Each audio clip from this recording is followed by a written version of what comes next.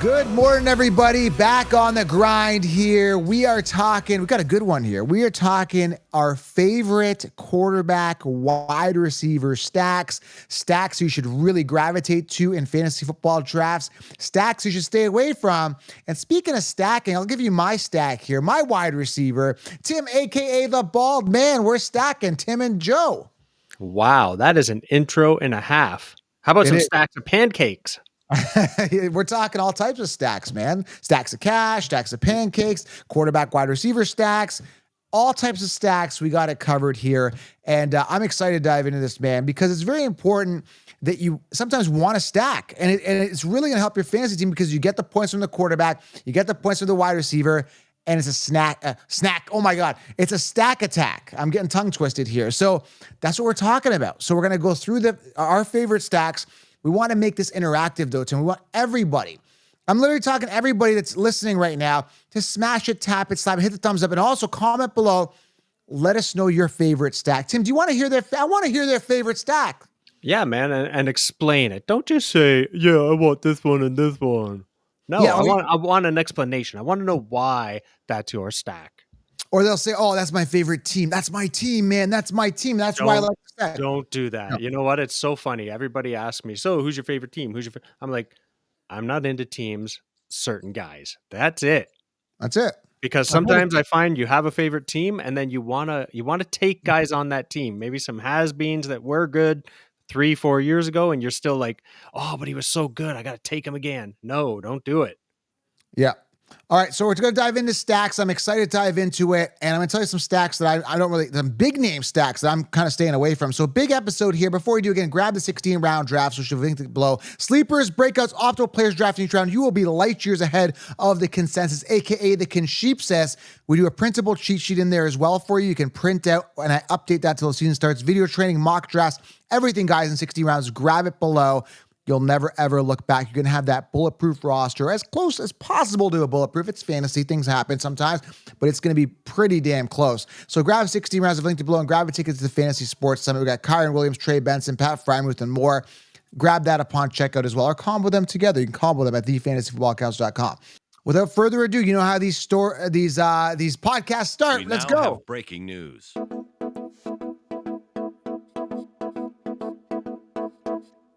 Let me guess. The breaking news is that there's not really any news right now.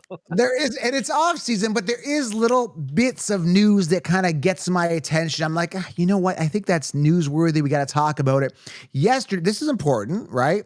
Being a person that just traded away Breece Hall in a dynasty league about a couple of weeks ago, and then I hear this news, it kind of makes me feel a little more secure with my decision. Be like, why trade Breece Hall? I got Keon Coleman and Tajay Spears. And you're like, well, you're nuts, Joe. That's okay. I still got Bijan and tons of depth at running back. So don't give me that. I got messed up in this trade, which I probably did, but maybe not. So listen to this. Breece Hall yesterday, lower body was bothering him, did not participate in practice Tuesday, June 11th, but said injury is not serious. Tim, I mean, lower body, not participating, but it's not serious. I'm going to sit over here on the sideline, but it's not serious. I don't know, man. That's a little bit of a flag.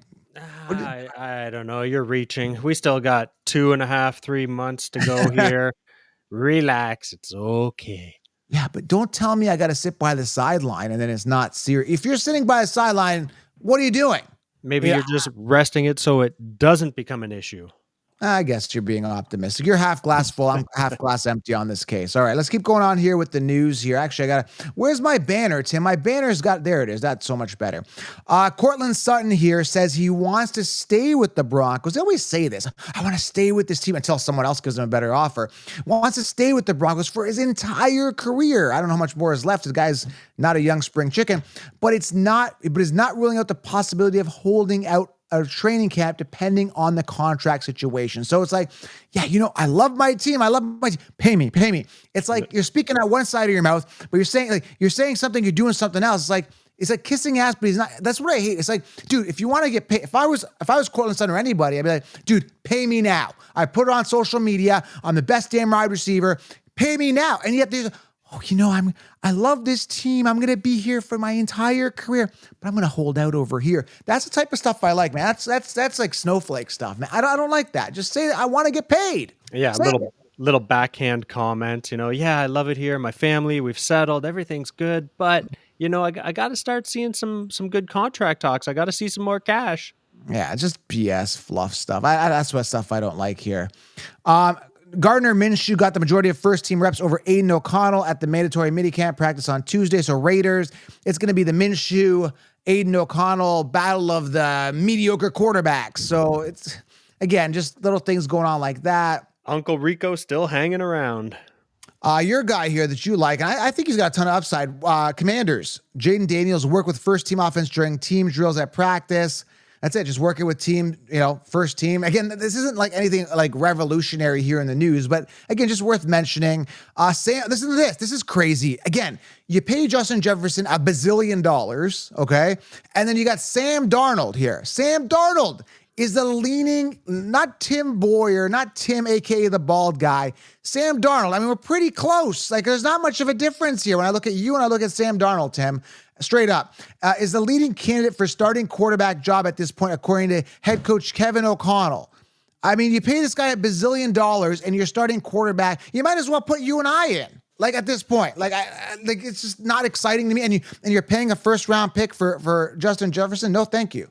Yeah, that's exactly why we're saying kind of stay away from him. The price is too high with all the questions. All right, let's get to it, Tim. Let's start off with the stacks here. Let's start off with the first stack. Let's just roll right into it. Again, smash it, tap it, slap it, hit the thumbs up, smash it, and drop a comment. Again, I want to make this interactive. Tim, I've got a lot of energy tonight, man. I'm pumped up because fantasy's back. Have you noticed that I'm a little bit, on pre-workout or something like right now? Yeah. Pre-workout. Oh, I can't. I better not do it. No, Whoa. Pump the brakes. YouTube's going to nail us. No, pre-workout energy drink, but I'm actually not. I'm just full energy here. All right, let's go through this. All right. So the first one here I want to talk about, which is kind of like contradictory. So there's some deception in this episode because the cover art of this video, I actually put CJ Stroud and Nico Collins. So that's the first stack I want to talk about. It's like, but if you look at the comment, it actually says CJ Stroud and who? Because again, this is part of the show here. I want to really highlight the fact that we don't even know the stack. Diggs is there now. Okay, I want to emphasize Stephon Diggs is there. You've got Nico Collins, who was the wide receiver one by default. Okay, by default, because Dell was banged up and Diggs wasn't there. Dude, and they got Mixon there, catch the backfield. They got their tight end. Dude, we don't even know. And even CJ Stroud has actually come on and said, I got 5 wide receiver ones. So when we're talking stacks, you are guessing here, and you are paying a high and hefty price. Nico coming off as early as round 2. You got Diggs right after him round 3, and Dell round 4 to 5. But in this 2K buy-in league, it was literally Nico 3, Diggs 4, Dell 5. You're literally gambling, taking a chance with your first, round 2 to 4 picks on uncertainty. Tim, I'm not really crazy on anyone. I love Stroud, but I'm not stacking anybody here. Are you stacking? No, and I totally agree with you. Like, that's the way it would be. CJ Stroud on his own, absolutely. Diggs, maybe. What'd you say? 4th, 5th? Yeah. But as a stack, no, I'm not particularly looking to go out of my way to stack these guys. No. But I'm not drafting any of these wide receivers because, again, you're missing my point here. The point is all these guys are expensive, these wide receivers, and you're guessing at the wide receiver one in the early round. So I really want to hammer this point home. And the same thing is happening with Caleb Williams and the Bears, Tim, with Keenan Allen, rookie Romo Doomsday, who just came out and said he wants to do basically what Puka did and even better. But you got Keenan Allen there, and you got DJ Moore, who was the established one. And these guys are all expensive. So the point I'm making here, Tim, is that you don't even know who you're stacking here. You think you're stacking the one, but you don't know. And that's the point of this video. That's why I really want to do this video, is to hammer this point home in the early rounds. And I explained how to handle this scenario in 16 rounds where you're not wasting these early picks on these wide receivers. It's crazy, Tim. It's crazy. Yeah, absolutely. This is definitely, like I said, this is a team I would not be stacking either. I would maybe take individuals, depending on the price, depending on how everything plays out. CJ Stroud is definitely one, but no, man, there's no stack here to me. No, not at all, man. I'm staying away. CJ Stroud, I do love. Okay, I want to say that, but again, the wide receivers, you're playing wide receiver roulette. All right, moving on to the next one here. I know how much you love Marvin Harrison Jr. this year in his second round ADP for being a rookie here. But this is a stack to possibly have, although here's the deal, Tim. this could be an amazing stack. But the problem is I'm not a fan of Kyler Murray, and I know you're not either. So I still want my ace quarterback. I'd rather have a CJ Stroud and not stack. This is a situation where I would not stack. I do like Absolutely. Marvin Harrison, but I don't like the stack. What do you think? You still like, you don't like the Marvin Harrison even at round 2? The price is too high. Period. Do I like him as a player? Do I like what he brings, his talent, the possibilities? Yes, but not with Kyler. Yeah, No, you're not a fan of it at all. not at all. Not at all. Way too high of a price. Well, let's see what the studio audience thinks about this stack. Kyler Murray, Marvin Harrison.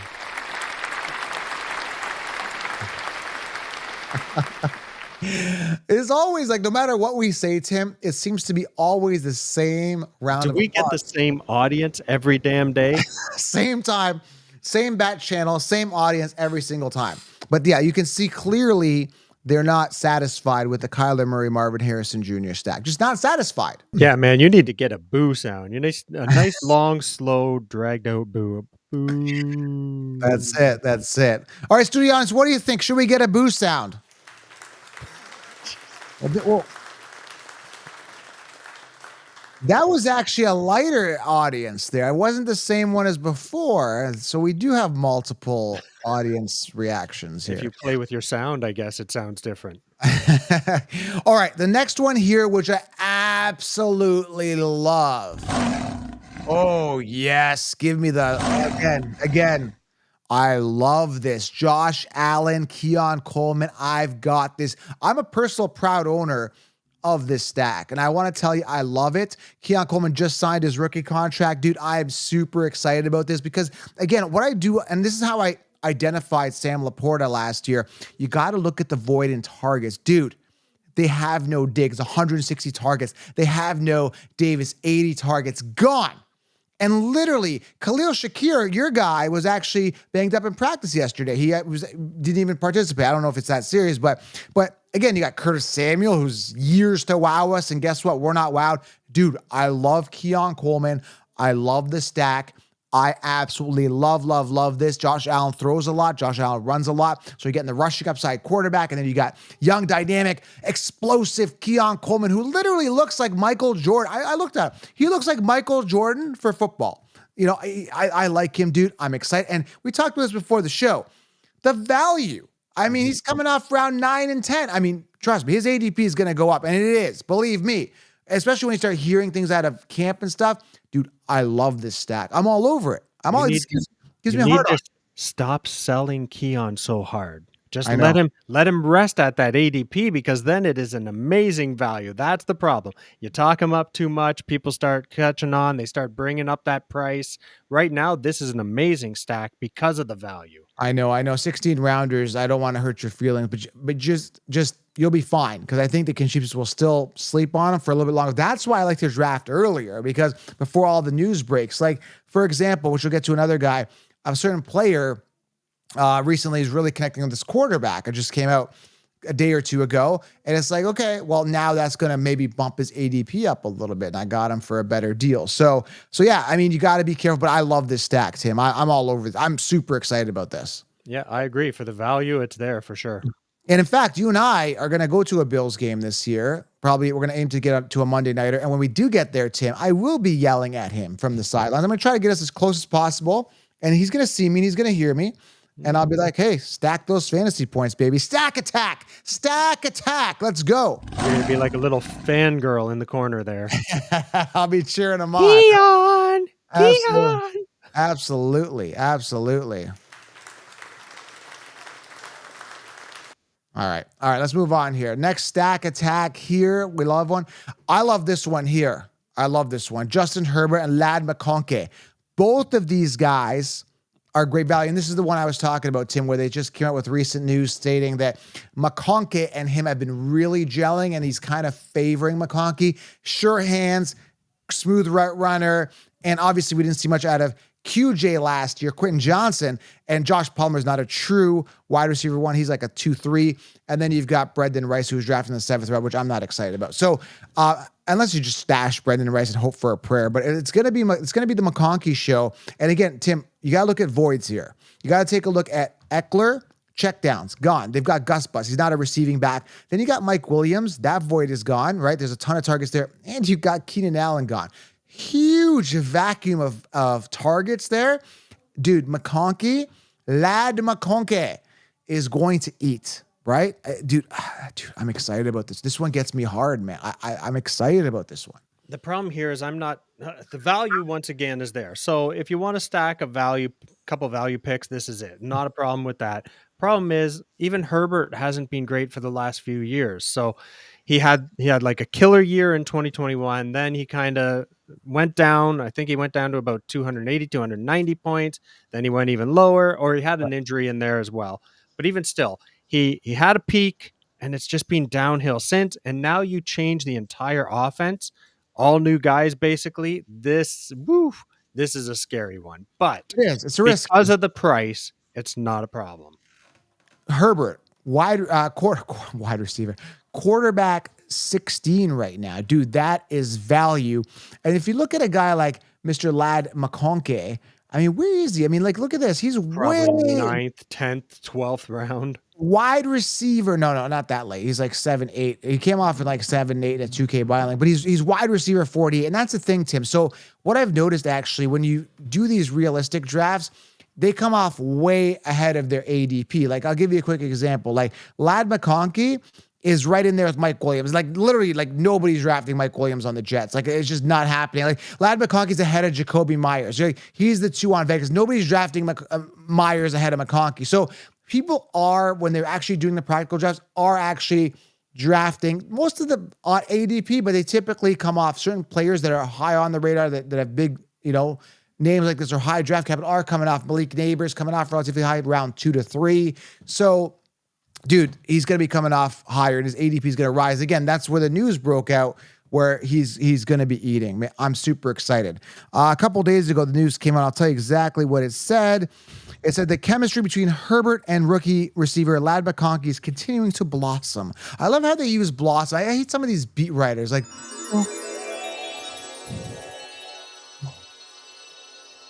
it's blossoming. Look, come on, man. McConkey, well, it sounds good. McConkey has been playing mostly in the slot, and he's already proving capable of winning easily and often in short areas of the field. His route running is pro-ready. McConkey caught 4 passes from Herbert on Tuesday, including a 3rd down conversion out of the slot.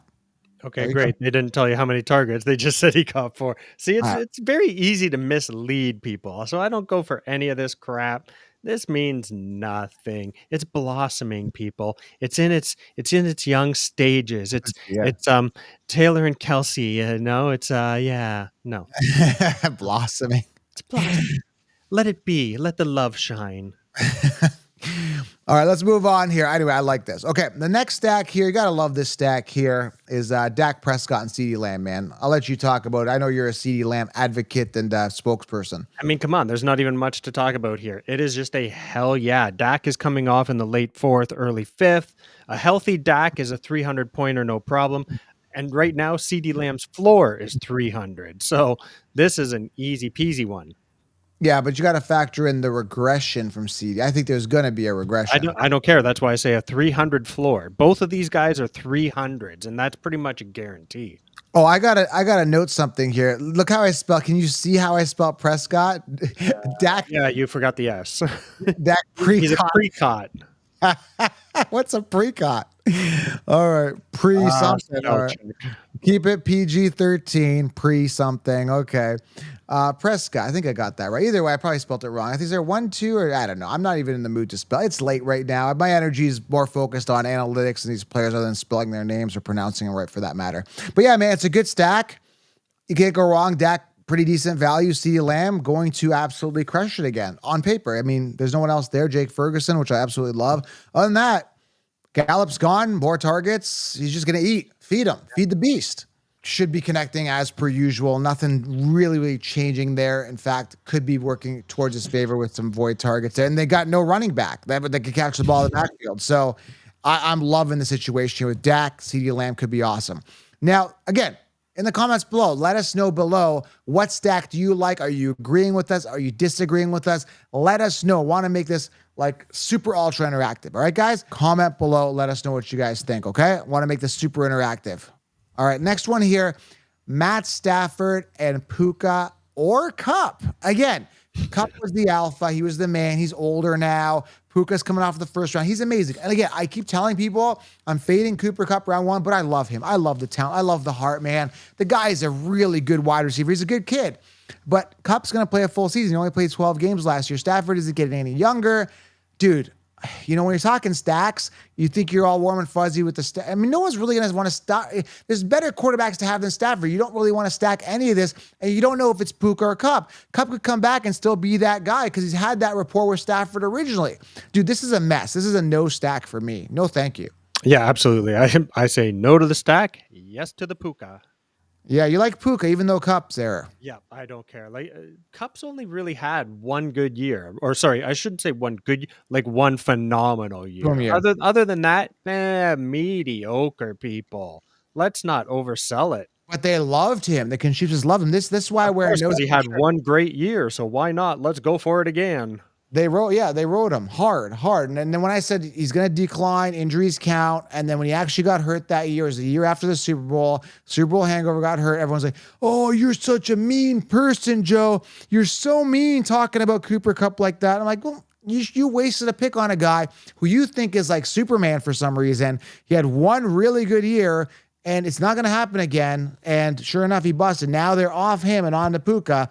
It's really, really annoying what the sheep do with the copy and paste and the garbage. But yeah, man, it's just like, no, I'm not interested. Definitely not the Stafford, no matter what. Dude, and there's tons of stacks we could talk about, but there's two more I really want to dive into. But I want to note here, though, that there is stacks that, like Justin Jefferson, man, like I said, we talked about this, in the news, Sam Darnold, like, no, and it's enough to fade me from Jefferson in round 1 because of that, Tim. Are you fading him because of the quarterback scare? Yeah, I was never on him. I think the price is way too high again. And to me, it's always about the price. That price is way too high. Yeah, and also honorable mention. There's two more I want to talk about. We didn't mention. There's a bunch we didn't mention. Joe Burrow, he's got to be healthy with Jamar Chase. That could be a decent stack for sure. And there's a lot of situations like Anthony Richardson, Pittman, don't care for that. Richardson was banged up. I can go through every single stack, but we're highlighting a couple here. Again, drop your favorite stack below, okay? Next one is Aaron Rodgers, Garrett Wilson. And here's the crazy thing, right? Aaron Rodgers coming off that injury, older now. And the thing is, it's like he's amazing value. Going undrafted literally in a 12-person league, unless you get him as a backup. And you got Garrett Wilson coming off in the round 1. It's like Rodgers is throwing to Garrett Wilson. It's like, he's getting no love, Aaron Rodgers. Everybody's loving Garrett Wilson, end of round 1, early round 2. I think that's crazy, man. I think if you want Garrett, you got to somewhat believe in Rodgers. He should be higher, right? I would think. Yeah, the only way that Wilson does good is if Rodgers does good. Like, that makes absolutely no sense. It's crazy, man. They love, and Brees is like a first-round pick. Garrett's a first-round pick, and Aaron Rodgers is like chopped liver going undrafted. I mean, to go undrafted is crazy. Like, where is he sitting right now? He's sitting at QB. Rodgers is way down. QB 20, and Garrett Wilson's a first-round pick. And same with Brees. Like, that's just ludicrous. And you got other guys too, like Kirk Cousins, QB 18, London coming off round 2. It's just crazy, man. Like oh, how about this one? Sam Darnold, QB 34, and Jefferson is number 1. He is round 1, top 5 pick. Go ahead, draft Jefferson, but Sam Darnold is chopped liver. Like, he sucks. And JJ McCarthy, who knows what happens with him? So I'm completely fading Jefferson based on that. And yeah, man, it's a disaster. I mean, it's a big risk. It's a big, crazy. Absolutely. So if you want to play wild and crazy, you can take that shot. I sure as hell wouldn't. Yeah, go ahead and stack Darnold and Jefferson. See how that works out for you. All right, last one here. I want to talk about this again. Another situation where we don't know who the one is. Ayuk, Debo. The time of this recording, there's talk about Ayuk being traded potentially because he got offered $26 million a year. I mean, dude, you're not that good. Like, you're good, but you're not that good. $26 million, take it. Run to the bank, dude. But don't sit there and cry, I want over $30 million and be a diva, dude. Take it. So this is another one where it's like you don't want to stack it. Uncertainty, right? And these guys are coming out very early. In that 2K buy-in league, dude, both of them in the 3rd round, back to back. back to back. No. Nope. Craziness. It's not for me. Now, so one that you're kind of bypassing that really needs to be talked about is Hurts and AJ Brown. You've got to talk about that. Yes, yes, that's a solid stack, and AJ Brown got paid a lot. So The yeah, only problem there is it's a very high price for both of them, right? yeah, Like you're talking first and second round for both of these guys. yes, yes, very, very expensive. So great stack, but yes, with that price, holy hell, it better work out right. I mean, could you imagine an injury to one or both? You done. I'll give you a cheap stack that has a ton of upside. Calvin Ridley and Will Levis. It's a bit of a reach. Levis didn't do much last year. At least laughing at it. Calvin Ridley got paid a lot, dude. Calvin Ridley and Will Levis, both these guys, like, if you want to, like, honestly, a bargain bin Dollar General stack, Calvin Ridley and Will Levis. Almost forgot his name. That's how much of a bargain he is. So there it is. A couple honorable mentions here, Tim. Also, we got to talk about Tua and Tyreek. I mean, what's his name? Waddle got paid a ton of money. He's going to get worked more. I think they're going to restructure his deal or extend his deal. That's a stack, but I'm not really as crazy on Tua. And obviously, Amon-Ra and Jared Goff. Jared Goff being a great value. Amon-Ra, very expensive, round 1 to 2. So, yeah, man. Again, let us know. What's your favorite stack? Let's go. So, my favorite stack, I'm loving the value of the Josh Allen, Keon Coleman. And then again, let's talk about this as well, because Josh Allen coming off his round 2 to 3 as like QB1, and you don't want his wide receiver 1 because this is what's crazy. It's like, okay, I don't know who the wide receiver 1 is in Buffalo, but Josh Allen's a round 2 pick. And it's like, okay, but you don't even know who the wide receiver 1 is in Houston. You're going to draft all those wide receivers in early, but you're going to sleep on Coleman with the best quarterback throwing to him. Again, there's no logic in the rankings. Does this make sense, Tim? Do you see what I'm saying? I do. However, Allen on his own is definitely a take just because of his rushing ability as well. So Yeah. I can kind of get it. But when you're getting Keon, even if he starts coming down to like the 7th round, who cares? That is still an amazing stack. Amazing. That's one of my favorite things. I also love the Herbert McConkey because I think Herbert is very undervalued, predicated on based on last year. So those 2 stacks are jumping out at me. What stacks do you like, Tim? My favorite would definitely be the Dak CD. Because like you say, man, there's no other option there. It is clearly CD Lamb's ball right now. So that one is great. I think those guys, like I said, are 300 floor each. Or sorry, a healthy Dak is 300. CD is a 300 floor. That's really my big one. After that, once again, Tua. I love the Tyreek, but the Tua is very, he's either going to do it or he's not. He doesn't do anything with his legs, so you don't get the extra points there. The price is too high, but give me the Hurts AJ Brown, I guess. So looking at this, I would say the most expensive stack, because again, you're getting like value, like Aaron Rodgers, for example, value, Garrett Wilson, expensive. I don't know, man. Again, even with Ayuk, expensive, but Purdy's cheaper. It's the Hurts Brown. Hurts Brown is the most expensive. Yeah, I agree. Hurts Brown. Dak and CD's pretty expensive too. Dak is sitting at QB fourth or 5th round. QB8. Still pretty expensive. But yeah, Hurts, Brown, because Hurts is 2 and Brown is sitting at wide receiver 6 in PPR.